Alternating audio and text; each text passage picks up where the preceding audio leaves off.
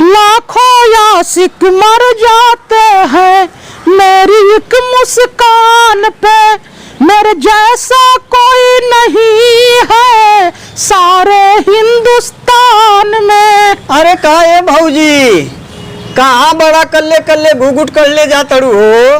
हाँ का बताई?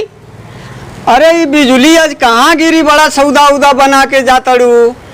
का बताई ये मफुका नदी गार्डन के समझ में ना आयो। राज के हम जब अपन तनिके चौकट है अपन लाली लगा ले थे तो वहां का छाती फाटे लागत है। ये बिजली तोहरा भी बाप करे जब गिरी नदी के गाड़ू। अरे भाऊजी हमारी कहले का ई मतलब नहीं रलो, तोहर इतना गहिर गहिर ढूंढी आज ऐसा तो पले बड़ू की तनी ढूंढियो नहीं खेलो का धमान का तो तुहार ढूंढिए देखे खातिर रास्ता में खड़ा रही न जा।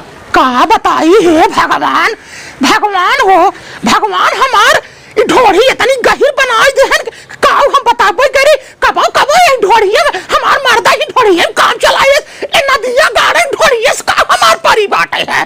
अरे भाऊजी तो हम हनो का कबो कबो ढूंढिया से कमवा चलवा दे तू, हमन का रड़ुआ आई जा। अरे रड़ुआ है नदी का गाड़ो तो जाए अपनी लहरे चलावा जा नदी का गाड़ो भगवान बनाए बाटे है हम अपने मन से काम चला तो आ चलवाओ। अरे हमन का रड़ुआ आई जा, मेहरारू रही तो हम भाऊजी तो ऐसे कहती चला जा नदी का गाड़ू बहुत बहुत को दौलत बाटन है हम ऐसा तैसा मेहरारू आई है हम नगद का मेहरारू आई है।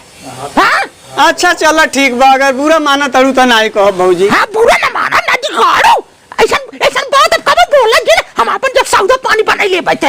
अच्छा अच्छा ठीक है भाऊजी ना हम सौदा पानी अपन बनाई जब नहीं करो तेरे चल जाने देखेंगे चल जाने के प्यारे वाले लाल सबका छाती फाड़ दे तो से नदी गाड़ू पहले टोके चला आवत जाता है। हाँ अच्छा चला ठीक है भाऊजी।